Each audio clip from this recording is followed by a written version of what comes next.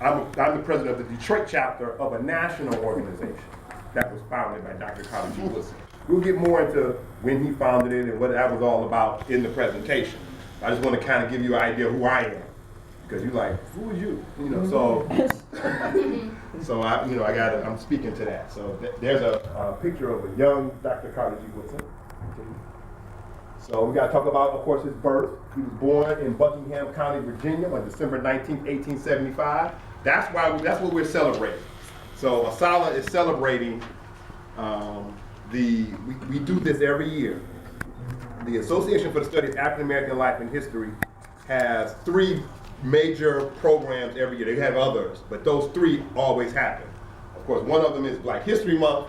Another one is the founding of the association, and then the third is the birthday of Dr. Carter G. Woodson. So we're celebrating that today, and we have refreshments over here for people who you need something to snack on. We have something to drink and some refreshments here, but we're celebrating his birthday.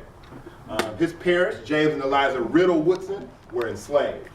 All right, so he was born in 1875, but his parents had been in slavery. His father assisted the Union during the Civil War, and then after the Civil War was over, they moved to West Virginia, when his father, James Woodson, found out that there was a high school being built for black people. And so he wanted his children, he had 7 children, he wanted them to have an ability to go to school. And so they moved. Coming from a large poor family, Carter Woodson, the fourth of 7 children, could not regularly attend school. So he had to work sometimes, and then go to school when he could. Go to work, go to school when he could. And sometimes the schools weren't open all year long either. So he couldn't even, the schools weren't equal. So the white educational system, public school system, and the African American public school system weren't equal. So the African American schools closed during certain times of the year. They only had a couple of teachers. If that teacher was sick, no school that day. It wasn't like it was a whole staff for the African American schools. So through self-instruction, he mastered the fundamentals of common school subjects by the age of 17. So he was largely self-taught. Even though he attended schools, he really was largely self-taught. He wanted more education. He went to Fayette County to earn a living as a miner, a coal miner. And he was able to devote only a few months each year to his schooling. And so there's a marker that's in Fayetteville on one of the main roads before you get to his home, and then there, where at least the site where he was born, and then this is on the actual site that he was born. There's no house there now, but the historical marker is there. So if you go to Buckingham County, Virginia, you aren't going to see the actual house that Dr. Carter G. Woodson was born in, but you will see this marker that sits close to where that house did stand. And so that's the second marker, the one furthest to the left. All right, continue. So that building there is Barnett Hospital and Nursing School, at least it would become that. But when Carter G. Woodson went to that building, it was Douglas High School at that time. And it was that high school that was built for African Americans. It was the one that the father moved there so his kids could go to high school. Woodson would go there, he graduated in 2 years. So he would get there, but of course he didn't get there until he was 20, but he already knew the stuff. So they got him out of there in 2 years. 3 years later, he comes back as the principal of the school. While he was principal, he was going to Berea College in Kentucky part-time. So he was driving from West Virginia, or really getting on trains, from West Virginia to Kentucky, going to Berea College. So he's a principal at school, going to Berea College, part-time. He got his bachelor's in literature in 3 years.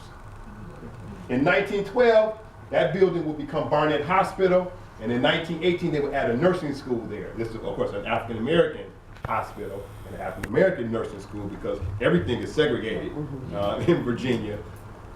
When you get sick, that's segregated. Even when you get buried, that's segregated. So new Douglas Junior and Senior High School will be built in 1924, and that hospital closed in 1939. The building still stands, but it is not operating as anything. It's an abandoned building right now. Continue. That's the new one they built. So Carter G. Woodson actually never stepped foot in that one as a teacher or, I'm sorry, as a principal or as a student. But this is the new one that would get built. So if you go there today and you're looking for Douglas Junior and Senior High School, it won't be that old abandoned building. This becomes the building. But even today, it's not a school anymore. It's a community center today. But it has a plaque on it telling us the history of what it was when it was built. This one closed in 1961 and remained open as a school for special education, and today it's a community center. So we got to talk about a little bit about the origin of higher education, because Carter G. Woodson becomes an important figure for higher education for black people. And so we got to talk a little bit about higher education, and particularly how it relates to Dr. Carter G. Woodson. So let's talk about some of the first colleges in the United States. The first colleges in the United States, the earliest one is New College. You know it today as Harvard. But it was founded as New College because guess what? It was a new college. It was founded in 1639. Who founds it? The same people who landed on Plymouth Rock and took the land from the Wampanoags. And in 20 years we'll go to war with the Wampanoags. After they had been saved by the Wampanoag people, they would go to war with them 20 years and wipe almost all of them out. That group of people founded New College, which is now Harvard, the Puritans. The second college was William and Mary, founded in 1693 by the Church of England. The Church of England has some of their priests, I don't know if the Anglicans call themselves priests. They're called priests. So some of the priests from the Anglican Church, the Church of England, founded this university called the College of William and Mary. They founded it in Virginia, not far from where they had the Church of England had a settlement. You may have heard that settlement called Jamestown. That's really a Anglican, a Church of England settlement. So they will found the second college in what will become the United States, College of William and Mary. The next one is collegiate school. You know it as Yale University, founded in 1701. A group of people who was mad at the college they graduated from, Harvard, got mad at that school and went and founded another one. And so that's how collegiate school, which is Yale, they're founded by the rebels and renegades of Harvard who didn't like Harvard anymore. They were mad at that school. The next one is College of New Jersey, which is now Princeton, founded in 1743 by the Presbyterian Church. So those are the Scottish Puritans. So they're not English like the ones who landed on Plymouth. They're Scottish, but kind of believe almost the same thing as their English brothers or English cousins. But they would start that school, College of New Jersey, which is now Princeton. The next one is King's College, which is now Columbia, founded in 1754. It was founded by the Church of England. So the Church of England will found that one. The College of Philadelphia, which is now University of Pennsylvania, UPenn, 1755, founded by the Anglicans. College of Rhode Island, which is now Brown University, founded in 1764 by Baptists. Queen's College, which is now Rutgers, 1766, founded by the Dutch Reformed Church. Dartmouth College, which is now Dartmouth University, founded in 1769 by the Puritans. Georgetown College, which is now Georgetown University, founded in 1789 by the Catholics, particularly the Jesuits. The Jesuits founded Georgetown. The Capital Epistemiad, or as Augustus Woodward said, the capital of whatever it is, that's what he called it, which is now the University of Michigan, was founded in 1817. And when Woodward joins the group of people, Augustus Woodward in Detroit, joins a group of people to found the Capital Epistemiad, which is now the U of M, he tells his friend who sent him here to the city of Detroit, Thomas Jefferson, about the school they just started. And Thomas Jefferson goes to work to found a school in Virginia. And that becomes 2 years later, the University of Virginia, 1819. So the University of Michigan is directly related to the founding of the University of Virginia. All of these, no, go back.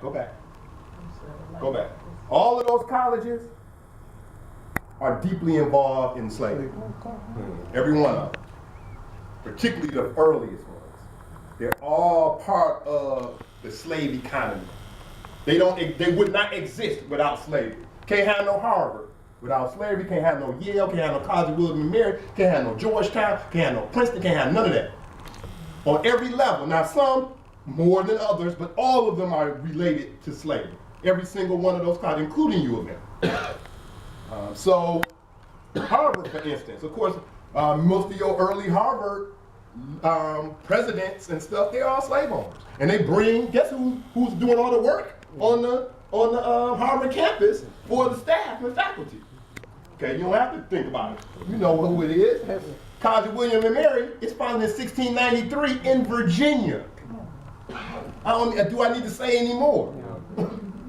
Collegiate School, which is now Yale, it did this just like Harvard because it was some of the same people. Some of the same people who had been at Harvard are now at Yale. So it's got some of the professors, some of the faculty, some of the presidents and deans. Some of them are slave owners. Some of the students are slave owners. The students are not allowed to bring their slaves on campus at Harvard. That's a rule. They have to use the faculty slaves, the enslaved Africans from the faculty. If they're not available, then you just got to carry those bags or whatever yourself. They're not allowed. That's a rule. You can't bring your own on campus. But Yale goes past even Harvard. Someone donates their plantation to Yale, and Yale builds their whole endowment off of this slave plantation.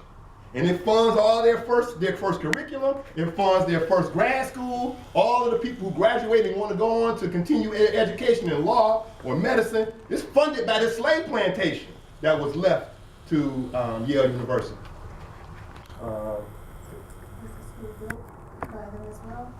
In some cases it was. In some cases, the major slave holders come to the school after it's built.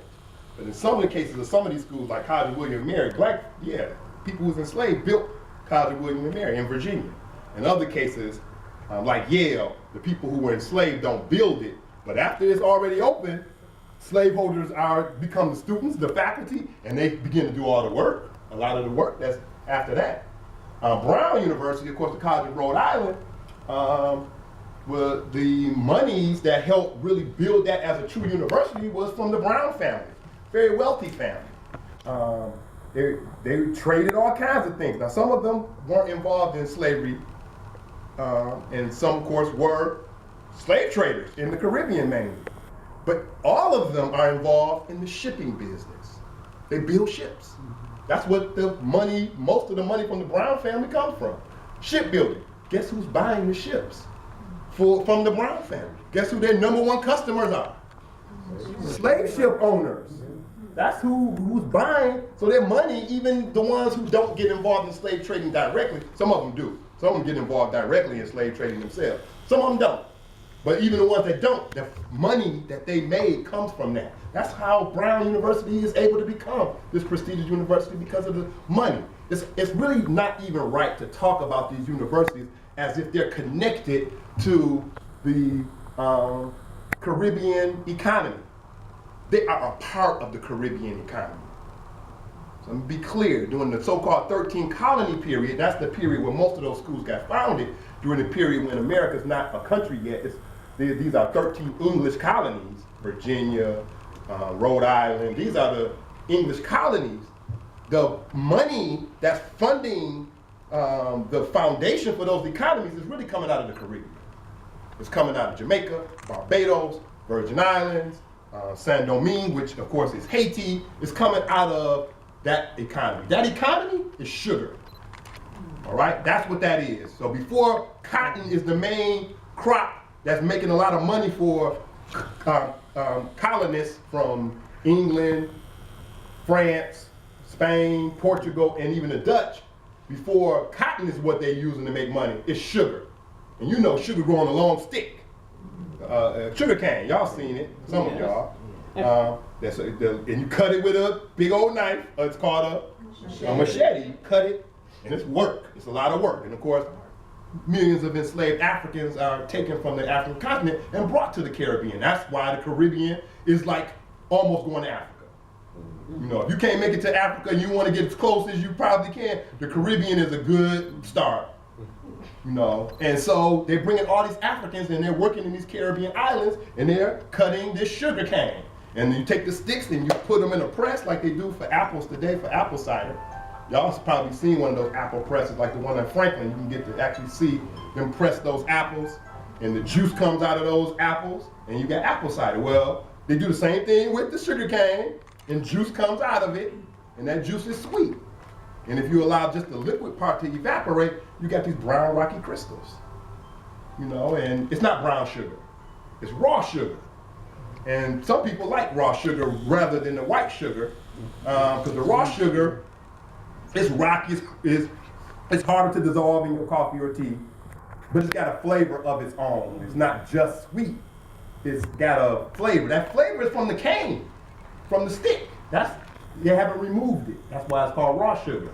The white sugar, it comes from the same place, but they've tried to remove as much of the properties from the sugar cane and just leave as much of the sweet. That's the difference between the white sugar that is going through a process, a refining process to get rid of the natural sugar cane properties and just leave the sweet part. So you pay a little bit more for the raw sugar.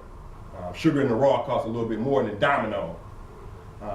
But if you cook that sugar, it will create a thick syrup called molasses, which is sweet, but also has a little punch to it. It's not like Mrs. Butterworth's. You know? It's got a kick to it. Again, that's the stick properties coming out. It's not just the sweet, it's got that other part from the actual cane, the sugar cane. And if certain bacteria and fungi attacks that molasses, the waste product is alcohol, and the alcohol is rum. The sugar trade in the Caribbean ain't really about what you put in your coffee and tea. It's about what you put in your shot glass. That's what was making the real money for the Caribbean. And those colleges, most of them, all of the ones founded during the colonial period, so from Dartmouth up, all of those are based on that economy. The people who have the money to go there are attached somehow to that money. So the wealthy people who can afford to go to Harvard and Princeton, either they themselves own stuff there or they're invested, highly invested in that economy.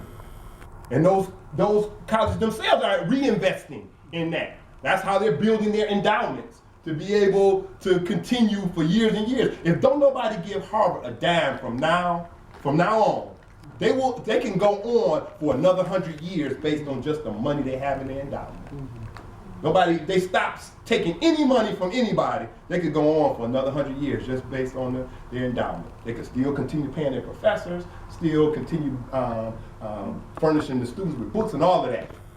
And that originally was built on that economy, on that slave economy. So then when we get to the later ones, like Georgetown and U of M and University of Virginia, of course, they're not just related to the Caribbean economy because they come a little later. They're related to slavery in the United States, which is no longer part of the English 13 colonies, which is his own country. And of course, Georgetown comes under some financial difficulties in the 1820s. And they're almost about to close. So they sell 242 people to make up the debt. So the college itself owned 242 people. And they sell them to a group of slaveholders in New Orleans, in Louisiana. And so they are able to get out of debt by selling 242 people. And now, of course, they have revealed what they did, and now they are working on a program to do something for the descendants of those 242 people. There's a town in Louisiana, Maringouin, and just about every black person that lives in that town that's cousins. And the reason they're cousins is because they're the descendants of those 242 people who got sold. And all those people intermarried. All those people who got sold, all of them intermarried.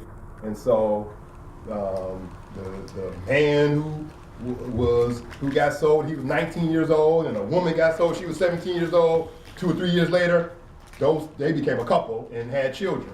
And then their children married some of the other people who had got sold, and so that whole town is almost all cousins, right?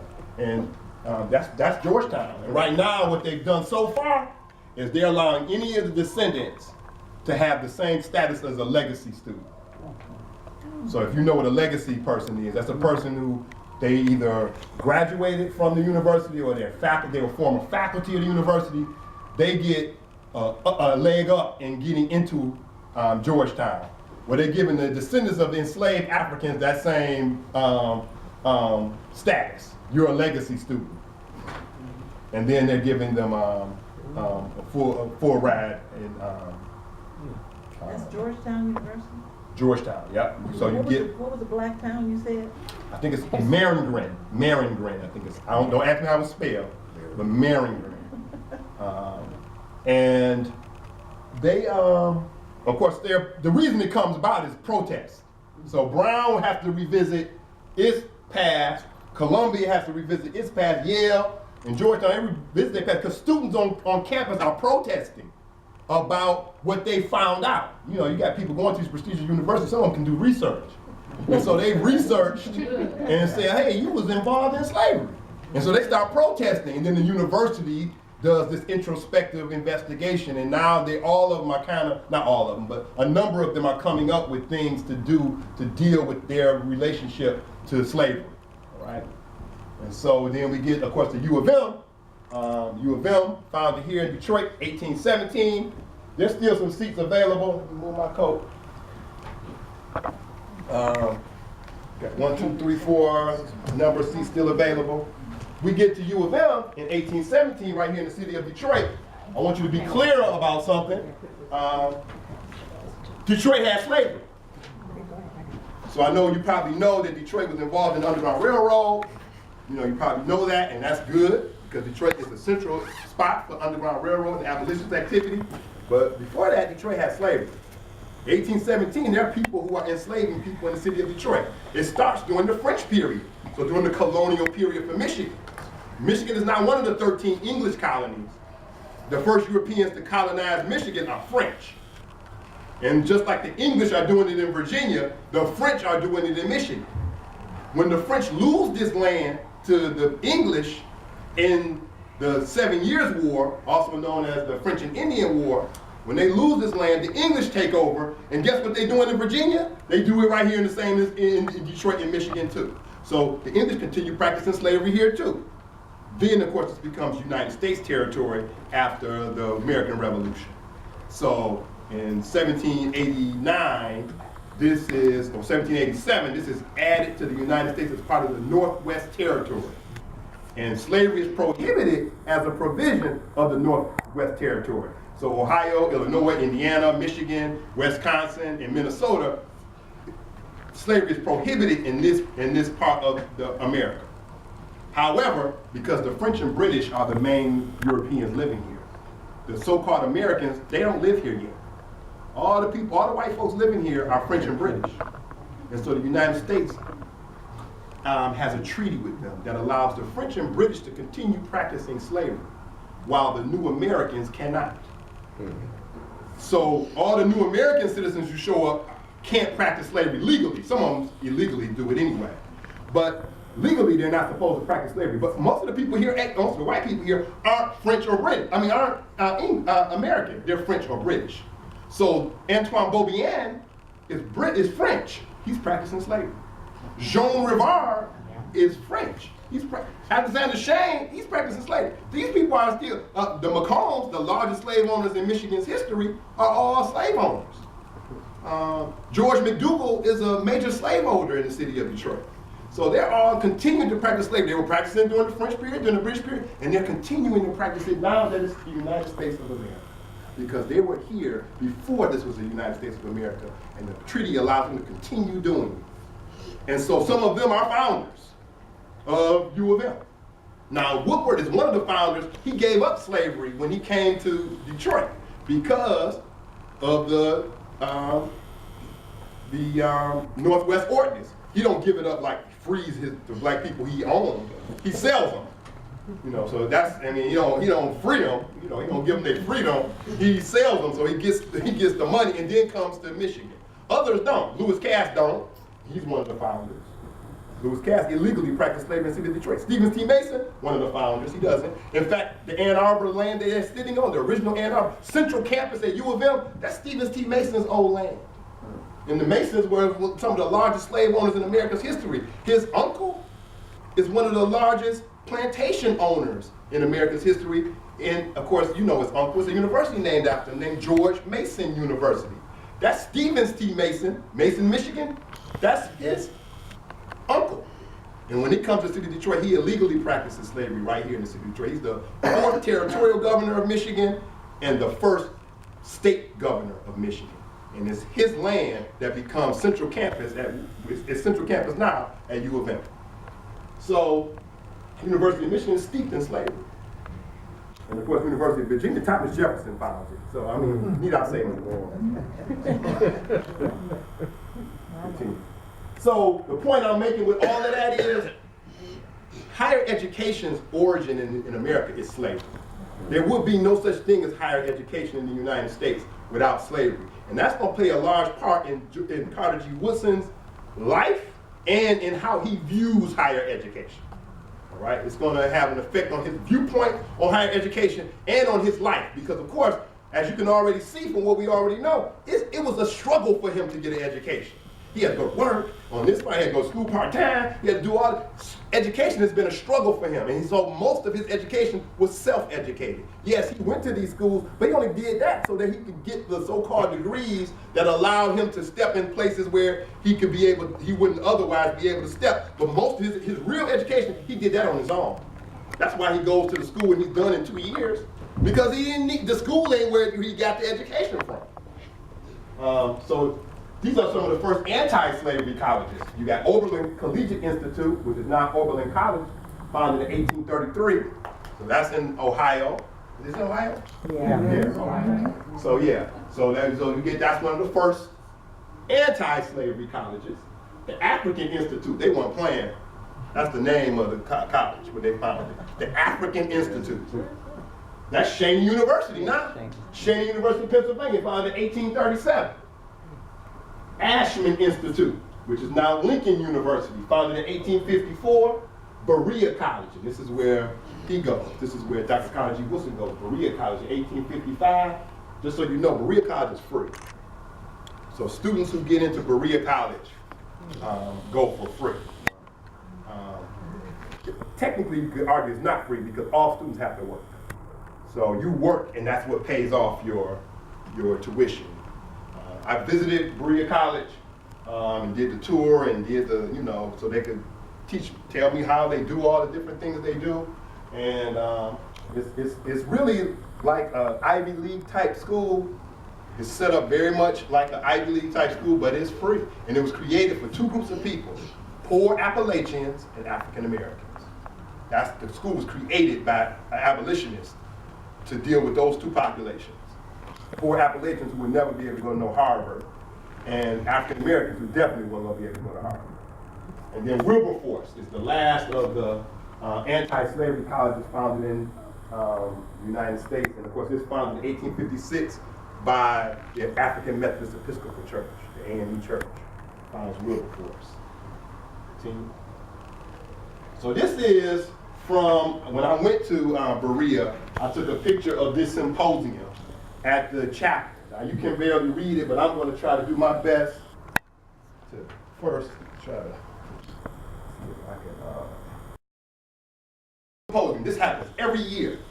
They have this symposium. Who's speaking at this symposium? The main presenter is Dr. Carter G. Woodson. So there he is, and it is, I can barely read that, but I think it says the history of Negro Americans, something like that. I think it's what it is. These are some of the speakers. Dr. Matthew Anderson, he's going to talk about the Negro in ancient history. Charles Wesley. Now, Charles Wesley is one of the great historians, African-American historians. He's going to end up becoming the head of ASALH. He's going to be the head of the association that's founded by Carter G. Woodson. He's going to end up becoming the head of that organization. A. Philip Randolph, You probably heard of that guy. Yeah. Harry T. Burleigh is going to talk about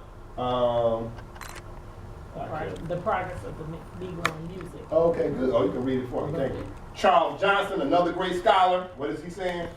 The subtle, I can't really see that good either. Okay. The subtle something. Yeah, I can't see. Maybe I can see it better on the thing. Yeah, the subtle internal and external influence with something to retard the Negro's process, which worked to retard the Negro's progress. And Elaine Locke, one of the Harlem Renaissance leaders and writers, and Arthur Fawcett, who was an archaeologist and anthropologist. All right, so they're gonna have this is what every year. This is some serious scholarship this university is doing. Every year they got people like that on one panel. You got Carter G. Woodson, Charles Wesley, A. Philip Randolph, Elaine, all on one panel. What you gonna do next year? Continue. There they go. These are all the people that just was named. All right. So this is Matthew Anderson. I should have wrote them down. Charles Wesley. Charles Wesley. That's Charles. That's A. Philip Randolph. Yeah, A. Philip Randolph. That's definitely A. Philip Randolph. And that's I don't know. This is Elaine Locke, and this is the last person, whoever that was. Arthur Fawcett. Arthur Fawcett. who's that? Excellent. Right here. The middle. This Charles Johnson there. When we flip back to the Yeah, go back. You can go back and we can get the names. Elaine, oh wait. So who we look at? Charles Harry Johnson. Burleigh. Harry Burleigh. Yep, that's all of them. That was the other person. Harry Burleigh. All right, continue. That's me at Berea College. So before we went into the chapel, where they had the symposium, this is a study group tour that I did years ago. So that's me and another member of the study group I was in. I'm a co-founder of Bob Elliott. Continue. So Dr. Carter G. Woodson was involved in civil rights, in historical research, in writing, and in building an organization. So these are the kind of things that he was really interested in for a long time. But more than anything else, Woodson was involved in education. And one of the reasons why education was primary in the life of Woodson and his work was due to the struggles and obstacles that Woodson had to overcome to get his education. So you value things that, of course, used to struggle for you to have. We tend to value things more when we have to work hard to get it. And that's kind of what happened with Woodson. Continue. So Du Bois and Woodson have an interesting relationship. Of course, Du Bois will be the first African American to graduate from Harvard University. Carter G. Woodson is the second. So he's the year after W.B. Du Bois. And so they know each other. They're close colleagues for 40 years. Du Bois lives until 1963. Carter G. Woodson dies 13 years before that. He dies in 1950. But they cross paths all the time because they work in some of the same institutions. They travel in the same circles. So they have an interesting relationship. They're friends, but they always throw a little shade on each other too. That's how it goes. That's probably how it is even with many of us today. Even people that we cool with, every now and then, we throw a little shade that way. And so Du Bois does it, and Woodson does it, but it doesn't break them up from being colleagues and working together and even on a level friends. But they always throw it. You can read some of the shade that they throw at each other, and if you don't know it, you may not know it's shade being thrown, but once you know it, you do. So when Dr. Carter G. Woodson passed away, Du Bois interviewed about him, and Du Bois talked about their being colleagues and friends for 40 years, and how Dr. Carter G. Woodson is really a meticulous person. He don't really drink. He don't really go out to party and none of that stuff. He always is just working, doing research. He's doing all those kind of things. So that's showing how close they really were. But that's true. And then he says, but towards the end of his life, he started getting fat. And he's overeating. Carter G. Woodson was never fat. This is Woodson throwing shade on Carter. This is Du Bois throwing shade on Woodson, just to show he had some flaws. And so he's going to say he was fat. Carter G. Woodson was never fat. He was always a little guy. But then there were some issues. Carter G. Woodson was a hard kind of person. So he wasn't like an easy person to get along because he was so devoted to his one thing, you know, and that is really history and education. He was really devoted to that, and so this is going to cause him problems. He probably is a person that's not what you would call a people person. And so this Archibald Grimke, one of the key early leaders of the NAACP, and of course a close friend of Du Bois as well. And I just want to say, if not for the NAACP, Woodson would probably not have become the father of Black history or the founder of the association and Negro History Week. 1915 is a pivotal year, all right? And that's the year that this organization is founded. That movie Birth of a Nation came out in 1914, and it's still being shown all throughout the country in 1915.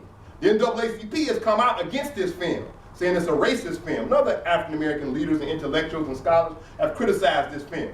As, of course, because if you know anything about the Birth of a Nation, it depicts the Ku Klux Klan as the heroes of the Civil War, and African-Americans as really lazy, ignorant. They spoiled the South, and white abolitionists and pro-civil rights, whites from the North, they are the scum. They are the villains in the film. All right, so if you've ever seen that film, or if you know about that film, that's what's being presented. And so scholars, of course, the group that Woodson runs with and Du Bois runs with, all of them are attacking the film. Archibald Grimke is attacking the film. He's the leader of the NAACP at that time. Continue.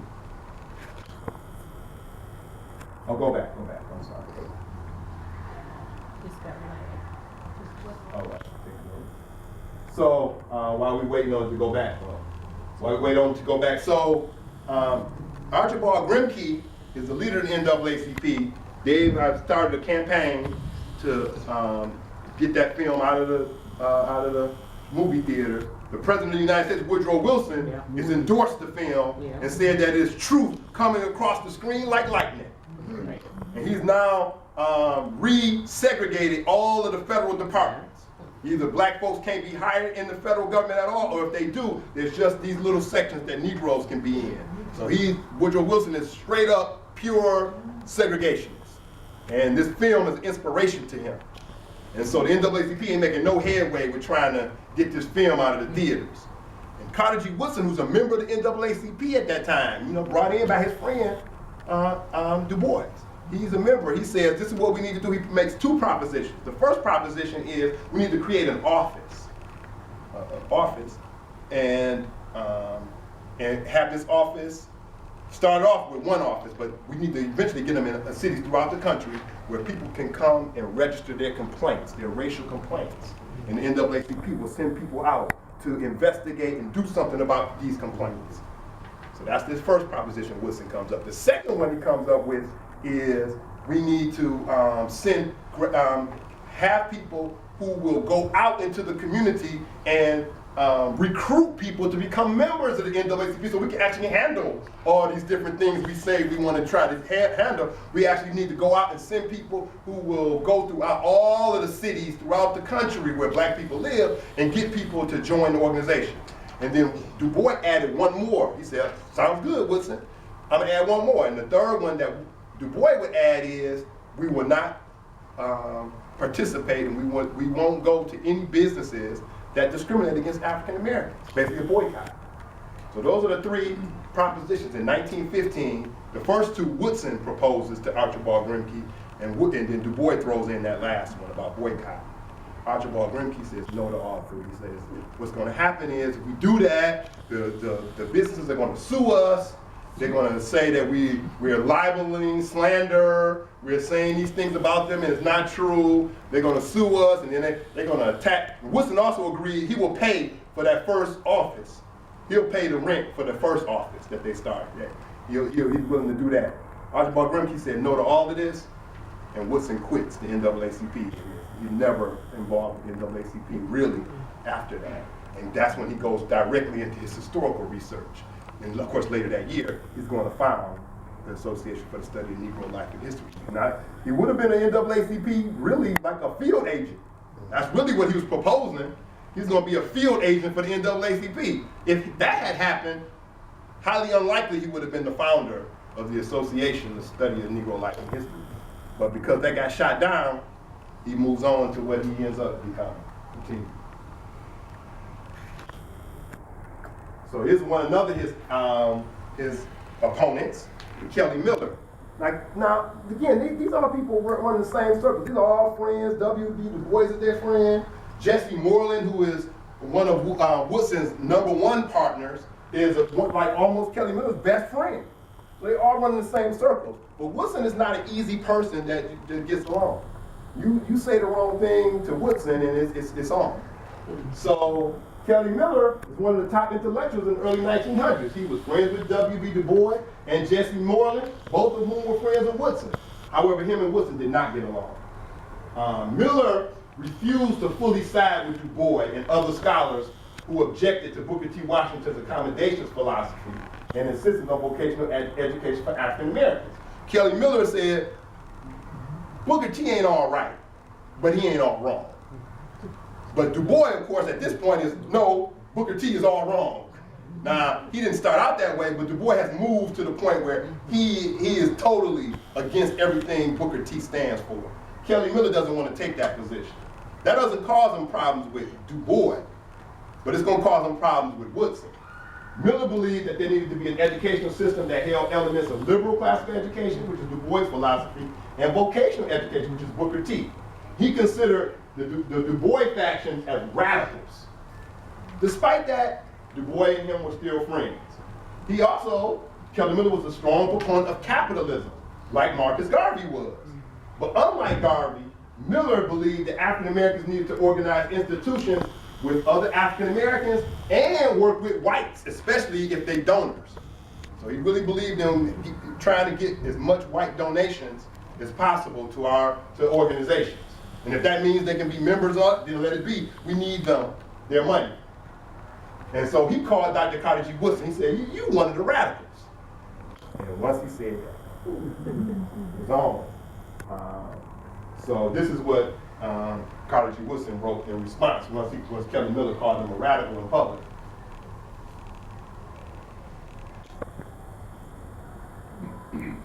Such Uncle Tom Negroes and agents of Jim Crow may misunderstand me, and they may not. One thing they do know, however, is that they represent the antithesis of what I stand for. They would do almost anything for a douceur of cheap honor, but I stand up for principle regardless of immediate consequences.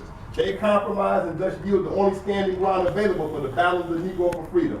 I insist that we must fight on for equality and justice even if none of us achieve it, and if we all must thereby suffer and die. They would feast upon the profits of segregation as a patient gulps down the opiates which facilitate his dying. I wish the spirit of free Africa, with the spirit of free Africa, would endure the torture of the oppressor and maneuver for a better chance, since a day, even an hour of freedom is worth a whole eternity of bondage. In taking this position, one merely conforms to the teachings of history. The records of the progressive people of the world show that no race has ever advanced under the leadership of genuflecting and compromising men. On the contrary, we find that races in their struggle upward have even found it necessary to assassinate such leaders, that the wheels of progress might move on. At present, however, the Negroes of the United States are banqueting and awarding medals to their chief agents of the Jim Crow. Wow. So he said that after Kelly Miller there was a banquet given in his honor for all of the scholarship that he had been doing, really scholarship on the cause of civil rights. I mean, Kelly Miller wasn't like he wasn't involved in civil rights, but Woodson was all or nothing. You know, he didn't. It wasn't no. You know, it was all, and he went all the way. So that's Woodson in 1932 talking about Kelly Miller and a couple of other people. But Kelly was the one who set it off. But Carter G. Woodson don't come out of nowhere either. Him starting this association, of course, the NAACP shooting him down, his idea down, that has an effect. But there's other influences for him founding the organization. Of course, that film, Birth of a Nation, which was the first blockbuster film. It's the first film that just makes all kind of money in America. And of course, it made so much money because it was racist. That's what people wanted to see. They wanted to see black people being treated as inferiors. So people supported that film. That had an effect on him. This is John Bruce and Arthur Schomburg, who are great historians, definitely on par with Woodson, if not superior in their historical research, because they've been doing it longer than Woodson. And they're also friends of his, so it's not like you don't know them. They're in circles that he runs in. Hubert Harrison, this radical scholar, activist. I mean, he's on a whole nother level. He's a scholar, he's an activist, he's a black nationalist, he's a Pan-Africanist, he's doing all these different things. He's organizing. He really organizes Garvey's Negro World newspaper. So, of course, it's Garvey who runs the organization, United Negro Improvement Association, but the newspaper wouldn't exist if it wasn't for Hubert Harrison. He really runs the newspaper for the first 7 years. And then T. Thomas Fortune, this radical journalist, he's a radical journalist on one end, but really, most of his funding is coming from Booker T. So Booker T, who's a conservative really in the black community, an accommodationist, is funding the New York Age, which is T. Thomas Fortune's newspaper. So Booker is kind of an accommodationist conservative, but T. Thomas Fortune is a radical civil rights activist and writer. And these are people who are influencing Carter G. Woodson. He looks up to these people. But he definitely looks up to this man who writes this book that comes out just in 1914, a year before ASALH is formed. The Negro in American History, James Cromwell. And that book is so profound because what Woodson is saying is this is the kind of stuff that all the teachers, all the people who have any involvement with young black people should know this, so they can impart this information. And so this moves him to start ASALH. This book coming out by John Cromwell. And so a lot of the Woodson Circle comes out of this organization, the Afro-American Council, which was at first the Afro-American League. And then they become the Afro-American Council. T. Thomas Fortune is the leader of the organization, but a large amount of the funding and control of what the organization does and doesn't do comes from this guy. You probably can see him. That's who? That's Booker T. But if you look over here, that's Ida B. Wells. Yeah. Right there. So these are influences on Carter G. Woodson. Most of the people that really influence him come out of this organization, which is really a radical militant organization, precedes the NAACP. Continue.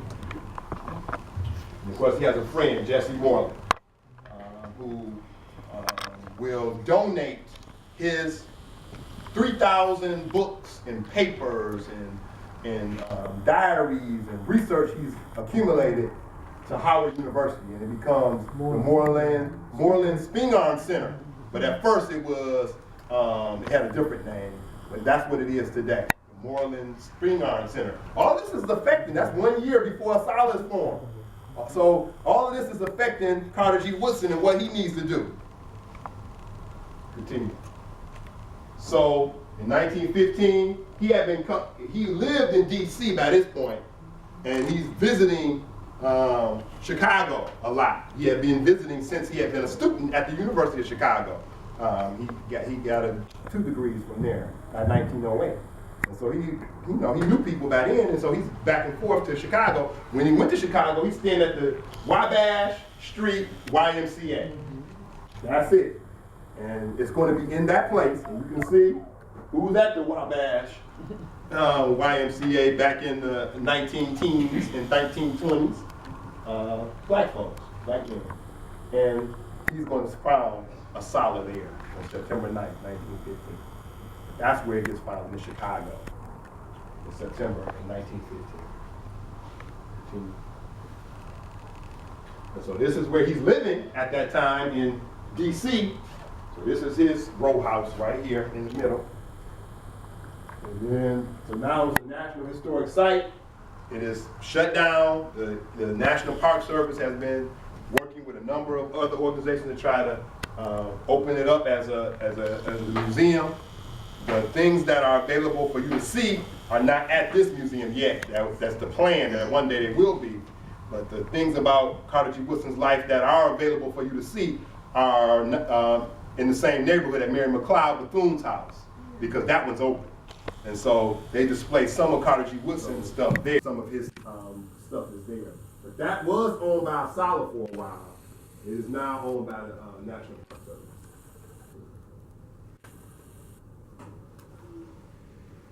So Woodson believed that if African Americans and whites knew more about African American history, this would help to make racial progress. African Americans would be able to have a complete understanding of their contribution to the world, especially the United States, and whites would know that African Americans are not inferior. However, more than that, Woodson believed that teachers needed to know this history. After all those different things that had happened just that year before, but his whole life, but definitely just that year before, really moved him that teachers need to know our history. And much of the Association for the Study of Negro Life and History, much of their original work was focused on teachers. So today, you know, we are members here in ASALH Detroit. We're members here, but originally this organization was really focused on trying to get the teachers because they are going to teach the children. Negro History Week, which was founded by Woodson and the ASALH Association in 1926, 11 years after the organization, they started Negro History Week. It was really aimed at teaching teachers.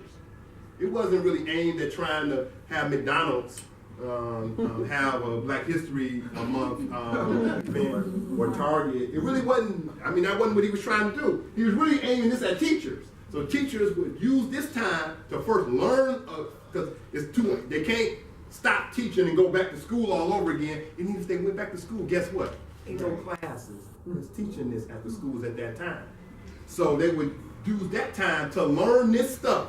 Scholars would come to different places in the country, at churches, at recreation centers, at schools, and basically do what we now call professional development.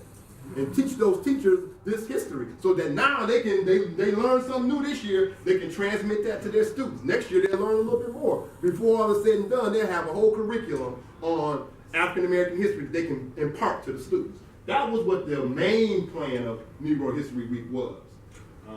And it was the second week in February. It was chosen for the birthday of Frederick Douglass and Abraham Lincoln. Churches, clubs, and schools were the main sites for Negro History Week events. Woodson was devoted not only to historical research, he never married or had children. He was fully devoted to this. He was devoted to Black history. He did not believe that emphasizing Black history should be ended once Black history is integrated into the general history curriculum. And that's very controversial because there are a lot of people who say today, I was on 9:10 a.m. with Rochelle Riley, and that's her position. And she was basically saying that Black History Month needs at some point to be done away with. She wasn't saying do away with it now, but she was saying at some point it needs to be done away with because this is American history. This is just history. And at some point, if we teach all of this into the regular, if it becomes part of the general history, then we can get rid of Black History Month. I disagree with her on the show, but Dr. Carter G. Woodson did too. He doesn't agree with that. He did not believe that we need to stop having this focus, this emphasis on our history once our history gets integrated. First, Carter G. Woodson never believed that was going to happen. That's the first thing. But he said even if it was, our history is significant enough to have its own subject. Just like people who want to go into Russian studies. If they put Russian studies into the general curriculum, that don't mean it's not going to be people who still say, you know what, I want to go into Russian studies. People consider it important. It's only African American history that people think is not important enough to merit its own position, its own category. And so he disagreed with that. And so he believed, he didn't agree with that. To him, that would be considered what we now call the all lives matter approach to history. No, he was focusing on a one particular segment of history and believed that that should remain no matter what happens in the general history curriculum, that should remain. So he had that position. So he would never be a person that would be like, we need to get rid of Black history. It's just history. To him, that would be like people say, all lives matter, not just Black lives. He argued that even if and when Black history is brought into U.S. history, that Black history deserves its own category. So that's the organization. And then this is the journal, which began publishing the year after the organization got founded. The journal, of course, was also aimed at teachers. So if you didn't learn it at the Negro History Week events, this journal came out. And you could read this historical research in these journals. And so, which is still published by ASALH to this day. It's called the Journal of African American History today. So he would visit schools and teach some of this history. So this is, you can't see him, but that's, Woodson is in front of these students. And he's giving a history lesson at a school. And so those students are in a classroom listening to Carter G. Woodson. And look at all of them got their notebooks out. So they all taking notes. Continue. So this is what Woodson said about it. If a race has no history, if it has no worthwhile tradition, it becomes a negligible factor in the thought of the world, and it stands in danger of being exterminated. Yeah.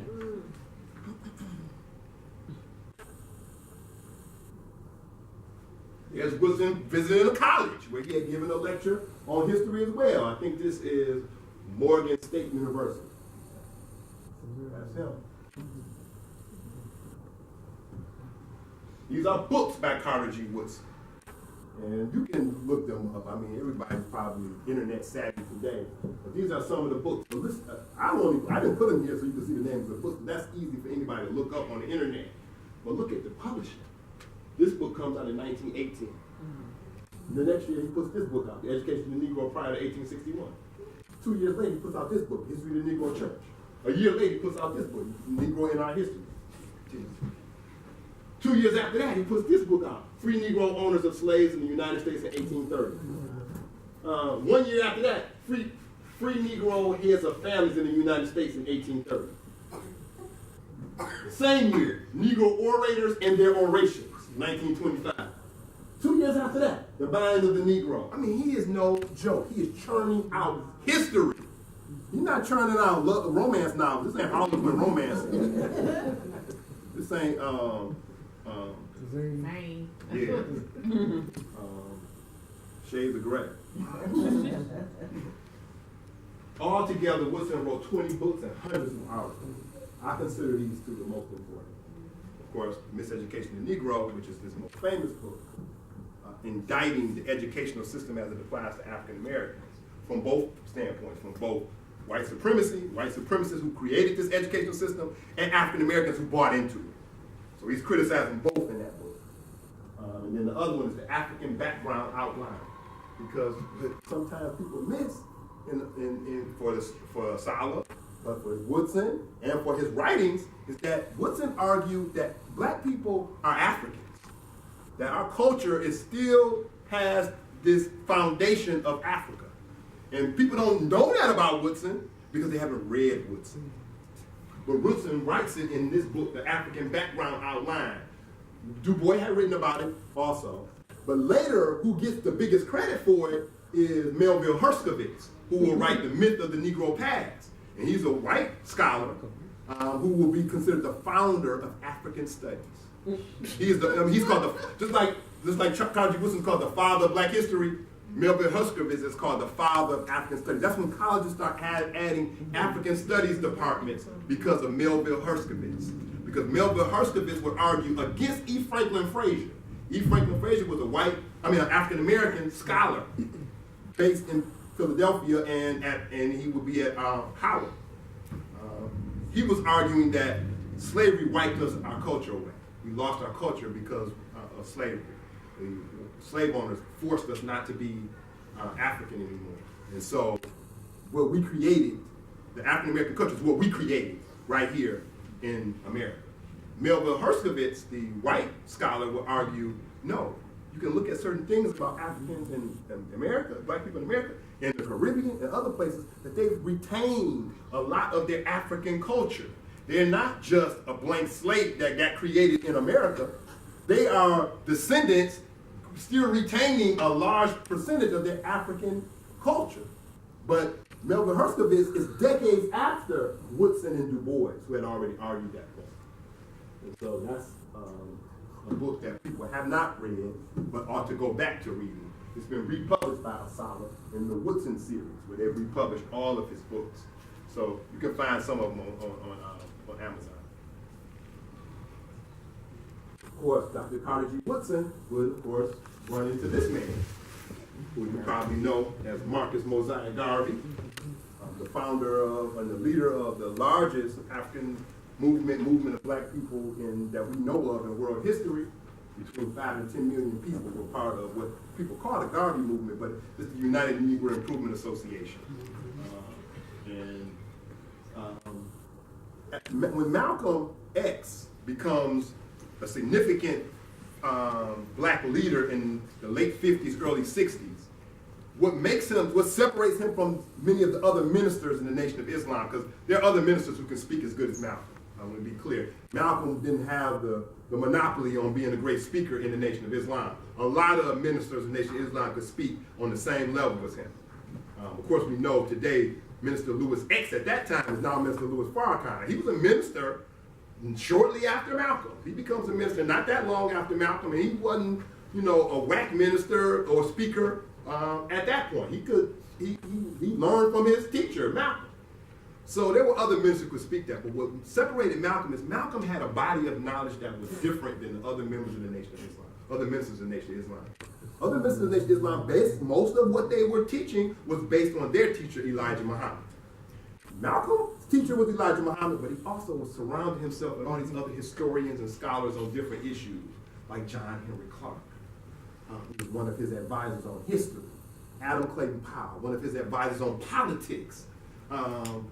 Even Fidel Castro is an advisor to Malcolm on issues of international relations. So Malcolm is drawing from a body not just from Elijah Muhammad, but from these other sources that are outside of the nation, what Garvey had already been doing. So Malcolm is really following what Garvey had already done, because Garvey is surrounding himself with people like John Bruce, J.A. Rogers, and Carter G. Woodson is writing for the Negro world. So Carter G. Woodson is one of the advisors, particularly in history, for Marcus Mosiah Garvey. Marcus Mosiah Garvey is an organizer who knows some history, but he's not a historian. Much of this history that he's able to put into his speeches and help people who want to join the United Negro Improvement Association is coming from these great scholars that he surrounded himself with, and activists, including Hubert Harrison, who organized the Negro World newspaper for the first 7 years. All right. So, Garvey would end up writing for the Negro World. And so Black History Month, which is what we have today, it began as Negro History Week in 1926. It was started by Carter G. Woodson, the great black historian, and he's the second black man to graduate with his doctorate from Harvard University. And of course, he also founded the Association for the Negro Life and History, which co-founded the Negro History Week. The week was originally used to emphasize wide-scale teaching of black history, especially to teachers, most of whom were unaware of the contribution of black people to world history and civilization, as well as U.S. history. I mean, some of the teachers, they meant well. They would have taught it if they knew it. They were trying to make their children progress. If you go back to that time, those black teachers were in it as a mission. They weren't there because of a paycheck, because it wasn't much of a paycheck for black teachers in the 1920s and 30s. They were there because this was a calling. And if they had known this history, they would have taught it. But they didn't know it, and Woodson knew they didn't know it. So he said, that's what I need to do. These teachers are really activists. They just need the information. In 1966, during the Black Power movement, many began to refer to the week as Black History Week because, of course, African Americans stopped calling themselves Negroes for the most part in the 1960s. We black now. And so they started calling it Black History Week. By the early 70s, some groups had begun to celebrate it as Black History Month. They ain't like just a week. They started celebrating the whole month. And in 1976, on the 50th anniversary of the celebration, Black History Week was officially extended by the organization to Black History Month. So this is the first group that would start Black History Month. Before ASALH came along and agreed with it, this group called the Black United Students at Kent State University in February 1969, they said later for this Black History Week, we're going to be Black History Month. And they said that in February 1969, and they had their first celebration 1 year later in 1970. 6 years later, ASALH said, y'all right, we need to do that. And that's with the official date of Black History Month, but a group of black students had already preceded the organization. Continue. But why Black History Month? That question is always posed, and I'm going to try to deal with it before we get there, because you already know it's about to come out. All the newspaper articles, Morgan Freeman probably gonna come on TV again. Dissing Black History Month, you do it every year. And you'll probably have other people, my history ain't on just one month. My history is for 365 days. As if one gotta be to destroy the other. You can't have a Black History Month if you celebrate 365 days. Yes, you can. You can't probably tell nobody who is a Christian, who loves the birth, the belief that the Lord Jesus Christ was born to take away the sins of humanity. If you find a Christian who believes that, they're not going to tell you that you can't celebrate Christmas because I'm supposed to celebrate Christ's birth every day. They're going to say, you can have Christmas. Christmas is fine, but I'm still going to also do this. You know, they ain't saying, they're not going to limit themselves to that. You ain't going to find nobody who love their boyfriend or girlfriend or husband or wife and say, only the birthday is one day, or Valentine's Day, or Sweetest Day. Yeah, I can't do that because I love her all year long. Tell your woman, I ain't giving you nothing for Sweetest Day, Valentine's Day, birthday, nothing. I ain't thinking about none of that stuff because I love you all year long. And see how that works. See how that flies. Some of us tell us we ain't gonna do nothing for us on our birthday. Some of us brothers tell me I ain't doing nothing. I ain't making you special dinner or nothing. Because I love you all year long. And see if that works. They're not in opposition to one another. You can have a particular time that's devoted to talking about this and still think about those things throughout the year. But it's always posed. And I wonder if those people who say that kind of stuff, that you can't have no Black History Month, do they oppose Chinatown? Do they oppose Mexican Town? Little Italy, or Little Havana, or Greek Town? Do they oppose the fact that what we're saying is that that culture is going to be promoted in that particular place? Or do people say, no, the Greeks need to be all over the city. We need to integrate them throughout the rest of the city. They say, no, Italy, Italians don't even need to have their own little area, and the Italians need to be integrated and sprinkled among all the other. Then nobody says that. Only when we deal with Black people do people say that kind of stuff. It's the only time we say that kind of stuff. Yeah? Continue.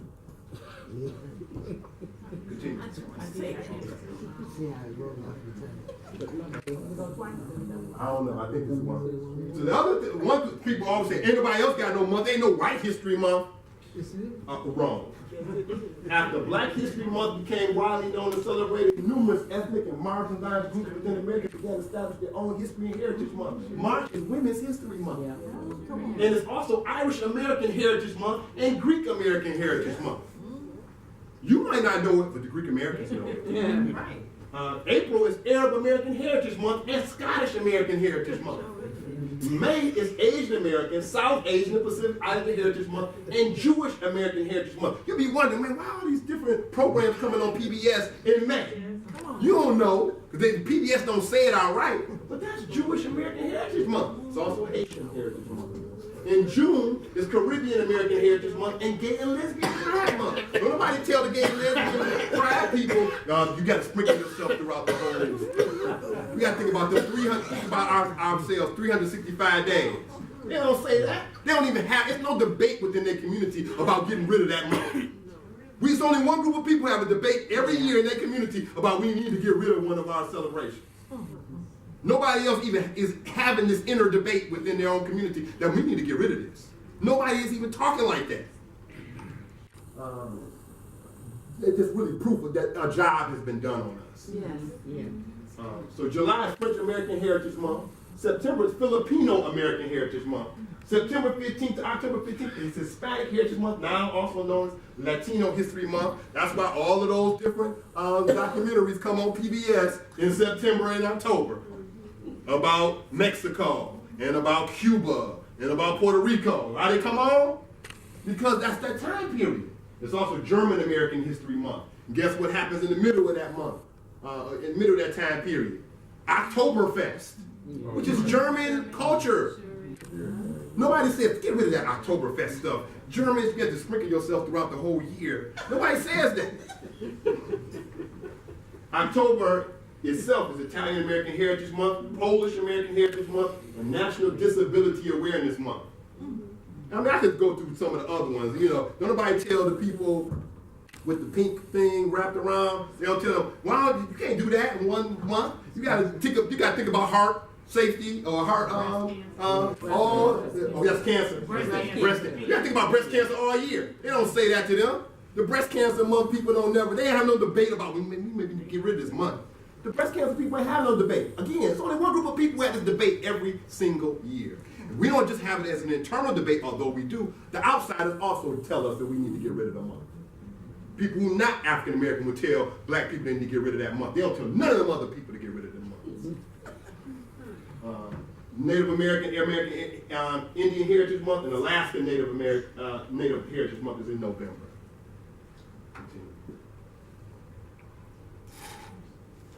There's days. You don't want to go with months because we didn't start out as a month either. We started out as Negro History Week. But there are some days. St. Patrick's Day, it ain't about St. Patrick. Y'all know that. It's about Irish culture. That's what it is. Everybody's Irish on St. Patrick's Day. They're using the name of a person, but it's really not about him. It's about Irish American pride. It's really could call it Irish American Pride Day. Cinco de Mayo, people don't even know what it's about. They know I'm going to get drunk. Gonna give me some tequila. They know that. But they don't know nothing about what, if you ask people what's Cinco de Mayo really about. Tequila Day. No.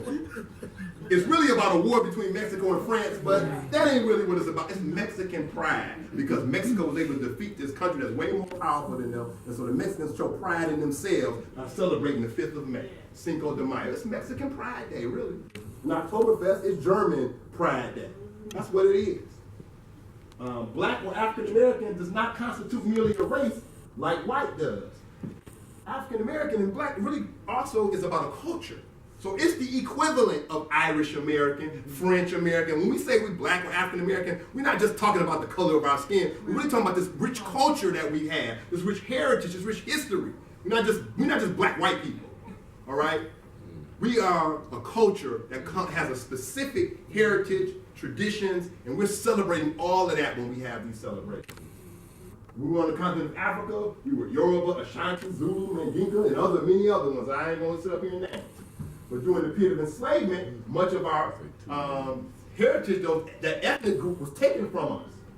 And then also, people who wouldn't have normally even met each other now intermingle and create children. So now we all of that. You know, if you was in Mandinka land, you would have been a Mandinka. But once you were brought over to slavery, the Mandinkas, of course, were put on plantations with the Ashanti, and the Ashanti with the Igbo, and all of y'all are going to end up having children. And now you can't say I'm just Mandinka no more. You all of those things now. This caused the creation of a new ethnicity, or black or African American. People are not merely a race like white. When we say white, we're talking about all of these different ethnic groups. When we say black, we are the amalgamation of this, not because we chose it to be that way, but because slavery has created this situation. So we're ethnicity like Italian or Irish, we just like that. Continue. But we always get attacked. That's the Black History Month display at a Family Dollar.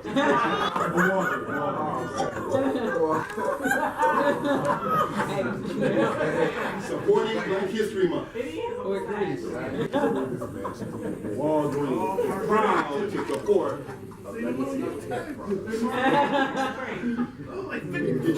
Get your perm. Celebrate Black History Month.